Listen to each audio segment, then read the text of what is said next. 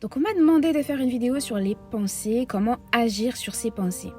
Et en 2022, c'est un sujet sur lequel je me suis beaucoup formée, avant tout pour moi-même, parce qu'autant que je peux être une fille très positive, travailler mon mindset, mais comme tout le monde, comme chaque humain, je vais avoir des périodes où ça va pas du tout aller, et on a besoin de ce coup de pouce, de savoir exactement qu'est-ce qu'on peut faire, comment on peut agir pour arrêter avec ces pensées qui sont parfois les mêmes sur plusieurs jours ou plusieurs semaines, et pouvoir se sentir mieux dans notre tête et dans notre esprit. Et ce que j'ai compris, c'était que ces pensées, en fait, qui me prouvent que je ne vais pas bien, ne sont que le sommet de l'iceberg, parce que c'est beaucoup plus profond que ça. Et en fait, c'est pas forcément que les pensées qui vont générer des émotions et des comportements, mais c'est aussi comment on se sent. Et parfois, quand tu vas te réveiller ou dans ta journée, tu vas avoir des émotions désagréables, des émotions négatives, comme si qu'elles ne t'appartenaient pas, parce que tu sais pas pourquoi c'est là à ce moment-là, t'as pas cette conscience, t'as pas de pensée réelle sur le pourquoi je me sens mal, mais comme tu te sens mal, tu vas aller justifier par tes pensées, je me sens mal, etc. à cause de ci, à cause de ça. En fait, automatiquement, tes émotions vont générer des pensées. Et le serpent qui se mord la queue, c'est quand tu crois qu'aussi tes pensées génèrent ces émotions et donc tu es dans un cercle vicieux qui se répète. L'important, c'est toujours de se sentir bien et de ne pas laisser cet état, cette émotion négative s'installer, puisque le problème, c'est si elle devient une habitude, si elle est passagère, elle passe dans la journée, c'est un peu comme des nuages qui passent, c'est la météo, il n'y a pas de problème. Si ça s'installe et que ça devient une habitude, c'est là où c'est pas bon pour nous, on risque de sombrer dans la tristesse, la mélancolie, la dépression. Donc pour se sentir bien, tu dois faire des choses qui te font te sentir bien. Je sais pas, chanter, danser, peindre, écrire, peu importe, qui vont générer des émotions positives et du coup tu vas être forcément dans un état de ton système nerveux qui va générer des émotions et des pensées positives. Bon, t'as déjà remarqué que parfois t'as vraiment envie de faire un truc, un projet, tu te lances un objectif et dans un certain état, t'es super enthousiaste, t'as trop hâte de le faire, t'es vraiment pressé de passer à l'action, t'es trop motivé, t'es dans la joie, t'es pas dans la peur. Et à un autre moment, concernant ce même projet, cette même idée, tu vas te retrouver paralysé. Et là, tu vas avoir plein d'idées négatives, comme « ouais, mais ça va pas marcher » ou « je suis pas à la hauteur » ou « qu'est-ce qu'on va penser de moi ?» Mais tu as dû remarquer que pour la même idée, le même projet, tu as plusieurs états d'esprit. Donc en fait, tu as juste plusieurs états de système nerveux.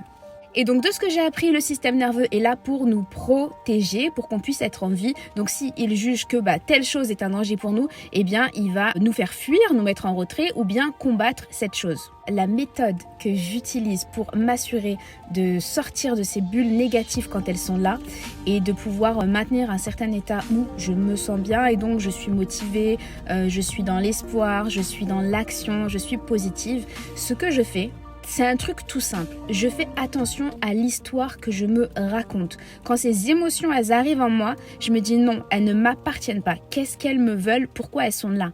Et parfois, j'arrive à comprendre en me posant des questions, en allant en profondeur.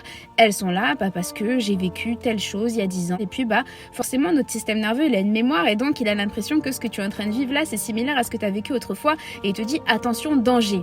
Donc, le fait déjà de pouvoir me parler à moi-même, ça va calmer ces émotions assez fortes pour pouvoir les redescendre. Et ensuite, pour les contrebalancer et aller dans le positif, je fais attention à ces histoires que je me raconte et je décide de changer ma perception de voir les choses. Je vais te donner un exemple tout bête par rapport au business. J'ai vu mon frère gagner énormément d'argent, avoir une vie de rêve, la villa, piscine, les grosses voitures, tout ce que tu veux, j'ai tout vu. Et je l'ai vu perdre tout. L'État arrivé, saisir les appartements, les maisons, les voitures, je l'ai vu vraiment faire sa chute. Je te promets que ça m'a créé une peur folle d'entreprendre.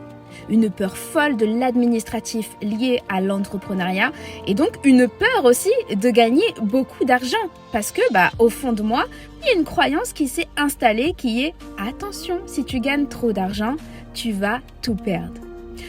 Pour le fin mot de l'histoire, il s'est reconstruit et tout va bien aujourd'hui. Mais il y a un truc à comprendre, c'est qu'il faut accepter que c'est un travail de tous les jours. C'est pas je travaille pendant 3 mois, je prends un coaching et après je suis au top du top. Non, c'est pas vrai. C'est un combat contre soi-même au quotidien. Quand tu prends des coachings ou que tu es accompagné par des thérapeutes et autres, ça te permet d'avoir un appui à un moment où tu en as vraiment besoin pour passer d'un point A à un point B. Mais comme dans ta vie, tu es en constante évolution, tu auras toujours besoin de travailler sur toi, sur tes pensées, sur tes émotions, sur ces histoires-là que tu te racontes, sur les perceptions que tu as à propos des choses de la vie, à propos de tes objectifs, à propos des idées. Et puis tu sais, parfois il y a des femmes que je vois en coaching qui sont super motivées quand elles sont accompagnées, les choses sont beaucoup plus simples, elles avancent plus facilement, elles ont moins de doutes, plus de clarté, plus de confiance.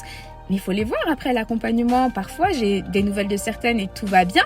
Et puis parfois, j'ai des nouvelles de certaines où elles ont un gros coup de mou et puis elles sont dans la peur une fois qu'elles ont obtenu ce qu'elles voulaient. Donc, elles se sont battues pour avoir ce business, pour changer de vie professionnelle, pour gagner tant d'argent par exemple. Mais une fois qu'elles atteignent ces objectifs-là, il faut voir la peur dans lesquelles ça peut les mettre parfois.